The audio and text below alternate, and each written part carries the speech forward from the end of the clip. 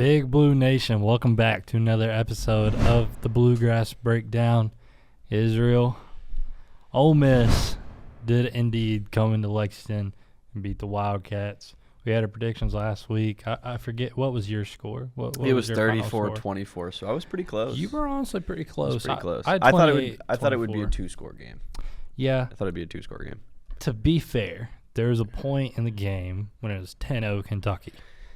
That was a very early point in the game. Yes, but it was the fans were loving it, eating it up. I think there was a lot to point out, like little mistakes, and it's increment to coaching and play calling. And yeah, I think those two sum it all up pretty easily. We had Calzada being like, "What the are we doing?" Yeah, looking at the sideline, wasting early timeouts. Making probably a bad decision to not kick a field goal several times.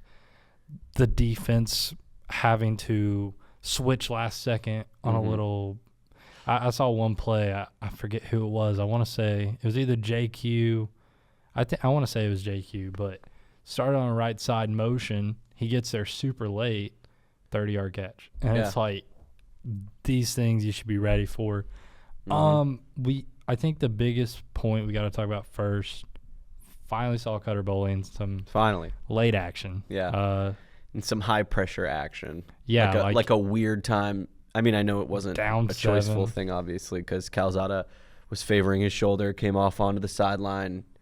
You know, whatever people want to say, Stoops had to throw in Cutter. And right off the bat, I mean, he was making, I would say, with what – play calls he was given, he was making good decisions with the football. Big one it was Hardley, wasn't it? Yep. Big 38-yard pass. Yes, sir.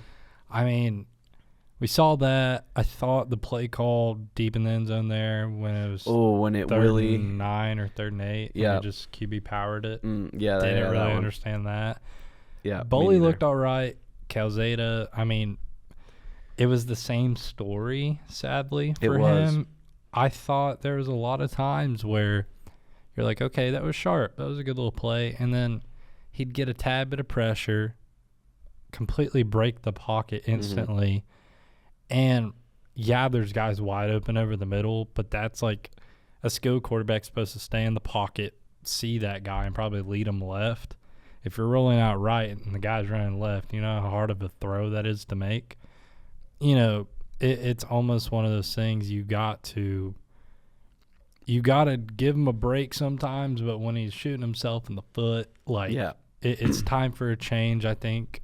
And we've seen in 2 games in, we're like, all right, get a new quarterback in there. Get him in. Because it's so evident. We were 1 game in, though, and I think a lot of fans wanted a new quarterback in there anyway. So I don't think. After the 80-yard performance. Yeah. And so, you know, the thing was a lot of the play that we saw on offense early with Calzada, and Stoops attributed it to really just the fact that you got to let go of the ball, man. You got to sling it downfield.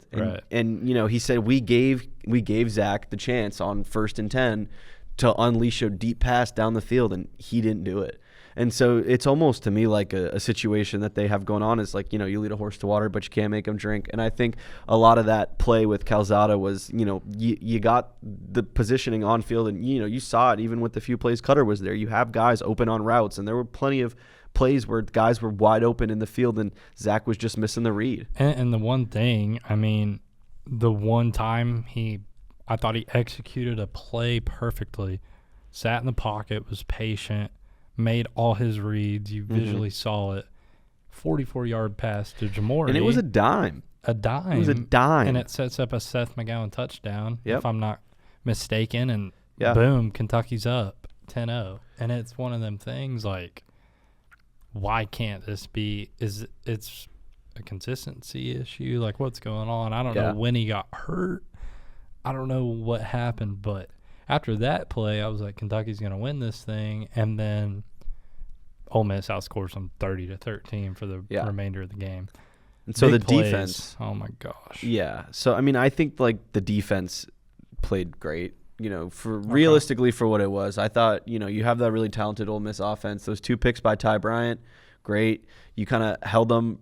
I think they were, 3 of 10 on 3rd down? Like, they really didn't convert a lot. Their scores mostly came on explosive plays. Right. You know, you had that one 55-yard. down the sideline on like a 4th and 3 or something like that. And I don't remember who it was. I think it was JQ didn't come up in time. I think he was showing blitz and then didn't come back, and you know, his guy just slipped past him and he was down there wide open, and then you can finish off that touchdown drive super easily because obviously they have Kewan Lacey, a great running back. And so I just think that it was the explosive plays that limited Kentucky in being able to compete late in the game. I think if you had 2 more of those passes down the sideline that Calzada hit, that game could have been arguably in a different direction. Right. I think the box score isn't telling for this one. And we're not, I agree, yeah. We're not using Kentucky bias. Like, you see 455 yards of total offense that a defense gives up, you think they're horrible. It's really just a momentum thing for Kentucky and a confidence thing. Yeah. When they were up 10-0, they had 2 defensive turnovers. The offense was moving the ball. Things felt consistent. And the moment Ole Miss started to apply some pressure, it's like the whole team faltered, not just the offense or the defense faltered. It was like a team thing. And that's what football is. It's a team sport, and everybody has to do their job for something to work. And like you said, JQ made a mistake one time. I saw a big Alex Safari mistake when Kewan Lacey broke a big one. And those are guys who are, I mean, Alex Safari right now is looking like all SEC. You know what I mean? Yeah. Like he's looking like a great player, but obviously these guys still come up with these problems every once in a while, and it happens to a lot of the time be during those high explosive, you know, plays that the other team's making to try and score a touchdown. Yeah, so we got our next big point, I guess we'll transition into. I guess it kind of coincides, but I believe that Calzada did not practice yesterday. He's not going to practice today. I will see tonight, but I believe Stoops confirmed that already. So we have Calzada coming in and probably having a get ready to go Wednesday, kind of getting back in the swing of things. Thursday, you know, full practice, Friday walkthrough, and then boom, game day. Yeah, and so we've had Stoops say Cutter's going to play. I don't know. Yeah, but on top of not even just that is that Stoops said, okay, if Calzada doesn't practice on Monday or Tuesday, he's going to be so far behind in that week practice development that it's going to be hard to put him out there. And where Stoops is right now is already wanting to play Cutter. I mean, he said he's absolutely going to play this weekend. He's not ready to name a starter yet, but you know, you can tell that he's like, all right, you know, Cutter's probably going to play most of this game this weekend. And I think it's a perfect opportunity. I'm glad that, because after the Monday presser, I thought it was kind of like a thing where they're saying they would play Calzada if he was healthy. Yeah. And I was like, why not just let Cutter start? Because it's a lesser opponent, probably a good way to get his kinks out, a good way for him to have a full start-to-finish game with Kentucky. Which he hasn't had since Louisville last year, which was obviously a tough one. one. And a game that, I mean, frankly, it didn't matter at the time. No, like, and Louisville was head and shoulders above Kentucky at the time last year. So it was kind of one of those games like, you know, Louisville's going to win. Maybe Cutter has a legendary performance in him, but that's not the case. And you have a game where UK is favored by minus 24.5. They think Eastern Michigan, they think very poorly of them, and that's fine because they're 0-2. Mm-hmm. I believe they just lost to Long Island University by a score of 28-23 at home. So I can't imagine that Kentucky struggles with this team.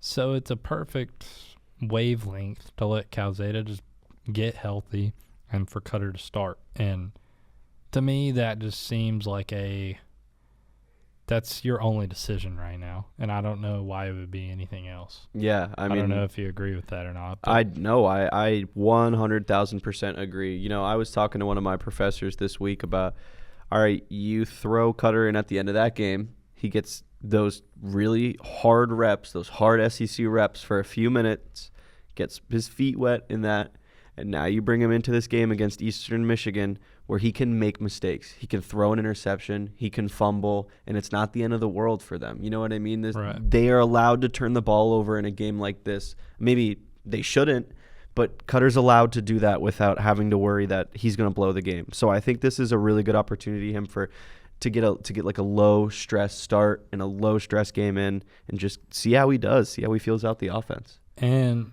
I mean, to add to a point, just looking in the future, I know this is for a later date, but when you have South Carolina and Georgia coming up, two road games, who do you go with? And honestly, at this point, it's almost like you want Cutter to have a full game under his belt, a full game of film, so you can just throw him at the dogs with South Carolina and Georgia and see what he does. Yeah. Because, frankly, if Calzada is throwing for 50% and 150 yards against one of the quote-unquote lesser defenses of the SEC, I can't imagine what he's going to do at, in South Carolina and freaking Athens, Georgia. I mean, he's going to get torn apart. So I think the main point there is to, like, why waste any more time, right? You're 2 weeks into the season. That's not very long. And you're one loss into the season where if you lose more than 2 or 3 games, you're not in the playoffs. Now, Kentucky, by any means, is not a playoff team. But saying that, you play Eastern Michigan, and then after that, you play 5 straight ranked games. 5 straight. South Carolina, Georgia, Texas, Tennessee, Auburn. 3 of those are away. And then right after that, you followed up with Florida. So, and frankly, I mean, if you're in a world where you get your young quarterback to try and pull one off in South Carolina and Georgia, and you're 2-3, tying your SEC record from last year, and you still 5 have games in, a plethora of games, it's technically an improvement, and it's a bright spot for the program, I guess. I mean, but having 2 games against Texas and Tennessee back-to-back at home, I think Florida is a very beatable team. We've obviously, from what we've seen of them, talked about Vandy and how they're very hit or miss. It's at Vanderbilt, though.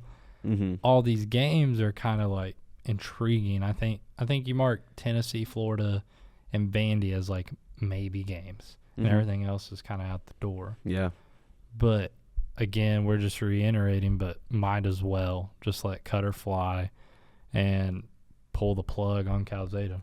Yeah, I mean, realistically, you've seen what you need to see from Zach. You know that if by year 7, game 1, game 2, he's not throwing for 300 yards and a few touchdowns against Toledo, you know what I mean, then what is he going to do against Texas? So why waste your time with him in at quarterback anymore when you have a guy who, all right, he's going to be here for 3 more years.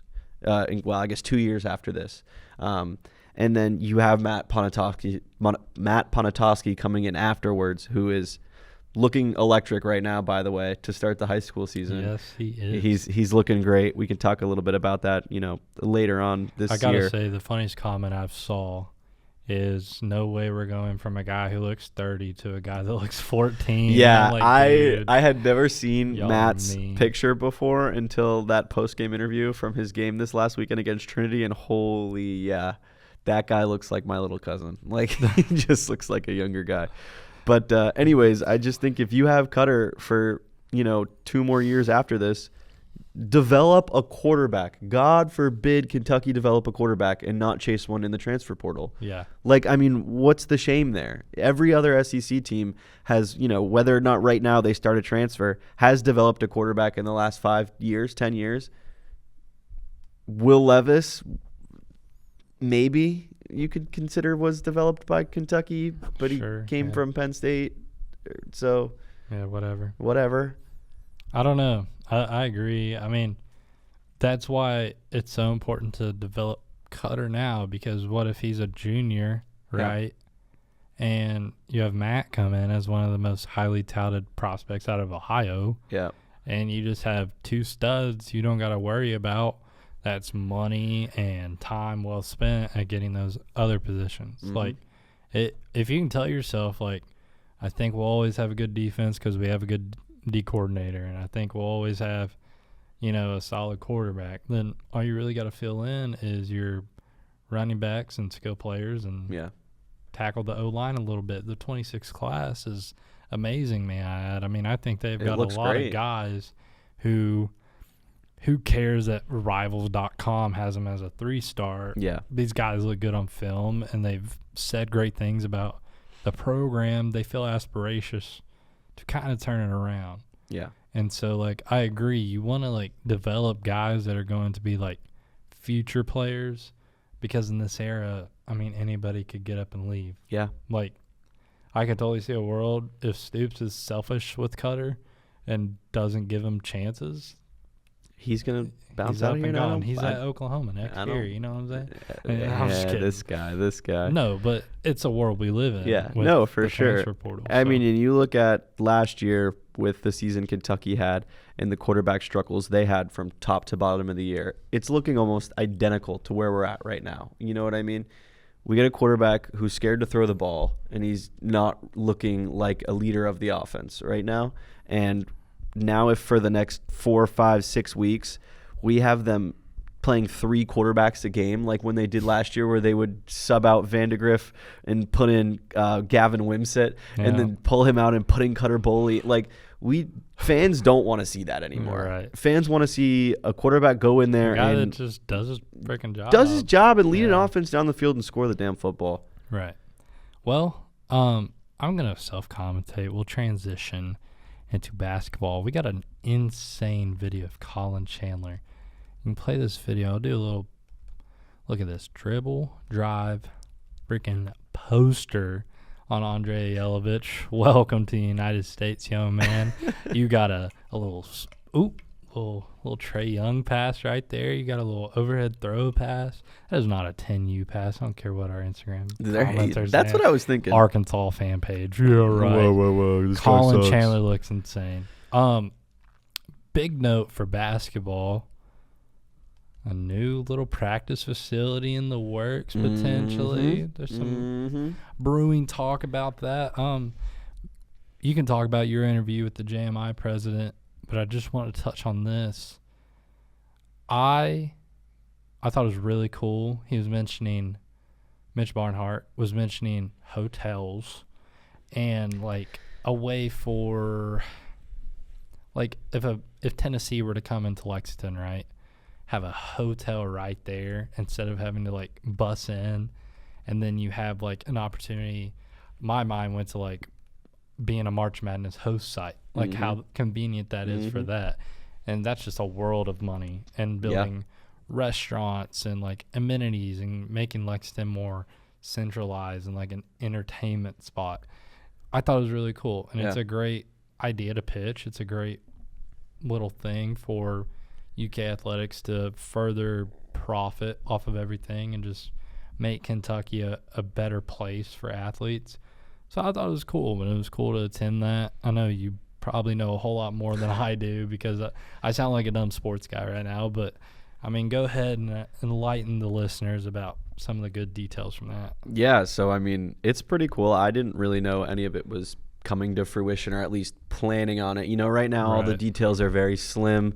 Mitch Barnhart told us that 4 to 6 months is when kind of we'll know if they're going to say yes to this project, and then it will probably be 2-3 years after that when we'll actually see it finished. So it's he did joke. He did they joke. Were asking, they're like 4 to 6 months planning. After that, 6 to 8 weeks. 6 to 8 weeks, it'll probably be done. Yeah, no, I thought that was funny, but you know, obviously stuff like this takes a lot of time and doesn't just come to fruition in a year or 4 to 6 months. But the ideas that they're proposing are, I think, groundbreaking for UK athletics and the university in general. You know, if you look at similar things, all right, I think of, I don't know how many people listening have been to like a Braves game. You know, they have Battery Park, which is this whole area with, retail stores, restaurants, food. It's very walkable. It's a very pedestrian-like area around the stadium. And so what JMI is kind of looking to offer is, all right, we can put together these 2,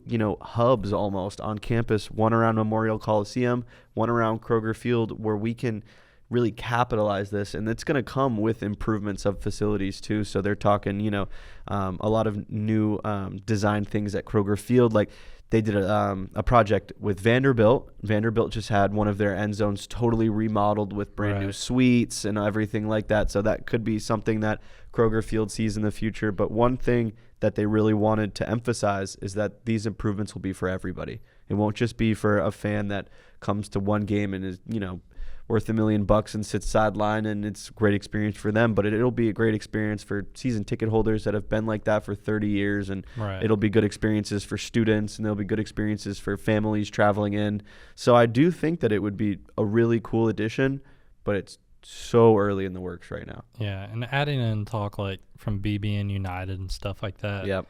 I imagine when you think of Kentucky Proud Park, you're like, oh yeah, well, there's really only a little road right there, and it leads to wherever on campus, and then it's a parking lot, and you got Kroger Field, all you got. A parking lot. And and like imagine there's nothing there. Right, and then like Rupp, it's right in the heart of downtown Lexington, but it's also like the most basic and like little fun restaurants. I guess we're used to it, but it's like nothing that like shocks you. It's like a Pies and Pints, and you got a little Times bookstore, and it's nothing that's absolutely insane. Our little Clark's Pump and Shop We right like there. Clark's. Shout out Clark's Pump and Shop. But yes, I'm thinking completely like the fan base is so amazing, and they're talking about BBN United and making a more centralized program for fans. But then you're tying that in with maybe people actually like, I think everyone has fun going to a Kentucky basketball game if they're a Kentucky fan, but making that so much more memorable and like making it almost a professional facility, because if we're not lying to ourselves, I mean, Kentucky's probably a top 5 college basketball program ever. Yeah, of course. Probably still currently. So it's like you have to treat it as such. I don't know. Who did he compare anybody to? I don't know if there's a college like this. I know he was mentioning the Bucks. He was Packers, which is what I was going to go to next, is that the main facilities that he was comparing it to, not one did he say a college. Right. He said the Packers, one that we talked about was the Padres when they opened Petco Park a long time ago, because that was the CEO, his first project. And so there's a lot of places like that. Indiana, he was talking about with the Pacers. And it's more than just having restaurants and stuff there. I think it's about the branding of it, all being this is a Kentucky sport adjacent entertainment district. Right. So everything here is Kentucky branded, Kentucky themed. You can buy UK Athletics merch here. You can, get a BBM burger or whatever the hell you want. You know what I mean? Like, bring KSR bar. KS bar right down the road. But I really do think that there's just a lot of possibility there. And Mitch also said, they could get all these recommendations in and realize, what, this is way too expensive and have to scale it down. And he also said it could be the other way around. So obviously this is not something that's going to be really anytime soon, but in the next 5 years, 30 by the time it happens. So. Yeah, you know what I mean? It's definitely something to look forward to for fans who are here for not just college. Right. So menu item names. We got to come up with something cool. We should recommend Bush Hamden's fish sticks. I don't know. What? Why fish Mark's sticks? milkshake. Mark's milkshake. The Stoops shake. Yeah. The Otego Way burger. That'd be fire. I don't know. Like the Travis Scott meal for Otego Way. Let's do it, bro. I think it'd be cool. All right, let's move into this week's matchup. Okay. Eastern Michigan. How do you feel? I don't know. I mean, 24.5 seems that's crazy for steep, Kentucky. Dude, it's steep. I mean, like I said, EMU is not anybody to freak out over. They're not going to come into Kentucky and pull off an upset. Yeah. I sure as God hope not. But I'm going to go I think I'm going to go 34-13 Kentucky. That seems like my score good. That I'm going to rock with. Yeah. Full solid, what? How many? 4 touchdowns. That's 21 points, yeah. So 28. You said 34-13. So, yeah, it'd be like 4 touchdowns. I don't know. Yeah, something like that. 5 touchdowns, something like that. Yeah, I'm going to go somewhere in the similar route. I'm trying to think, exactly what numbers. I think Eastern Michigan is going to get shut down on defense. You know what I mean? Like, I think the defense will do much better than they did against Toledo. Saying, they're both MAC teams. Toledo's definitely better than them. I'm going to go I'm going to like wishful think a little bit. Let's go 38-10. 38-10. 38-10. I think Cutter comes in and Talk lights about up. a morale boosting. I think Cutter comes in and gains a lot of confidence from himself, but also the rest of the team. I think we'll rally around him after this week. I think it'll be a really good one going into South Carolina. Final, if Cutter is the starter, final stat prediction before we go. Hey, if Cutter's the starter and they're putting up 38 points, give me like, I'm gonna go like he's like 21 for 30. Okay. Give me like 285 yards and 4 touchdowns by Cutter. Wow. Two in the air, 2 on the legs for Cutter. Okay, I'm going to go. I don't know completions and incompletions. I'm kind of scared to predict that. Yeah, I just went for it. I'm gonna go 221 on the air. I'm gonna go 38 on the ground. Yeah. And then a passing and a rushing each. There you go. Seth and Dante will handle the touchdowns and the scoring mostly for the team. That's so true. I think Cutter, a very serviceable little performance against a little horrible MAC team. Sorry, you lost to Long Island at home. That's true, dude. And they got Yikes. worked by Texas State. They got like worked. That's by like 35 to Texas State. I mean, yeah. But it's like Texas State, dude. Yeah. I don't even know what division they're in. Like UL, Monroe, and Bama. I mean, Bama lost freaking 70, or Bama won 75 to 70, nothing. yeah, 75-0, something ridiculous like that. We can only hope that Kentucky is ready after this Eastern Michigan game to go beat the Gamecocks in South Carolina. Yeah, I mean they're gonna have 6 weeks of conference play after that, so it's not really gonna get any easier after this week. All ranked games, right? You said 5 ranked in a row, and then 6 against Florida, who was unranked currently. They'll be ranked by that I think time. I don't know. They're 0-2, man. South Florida.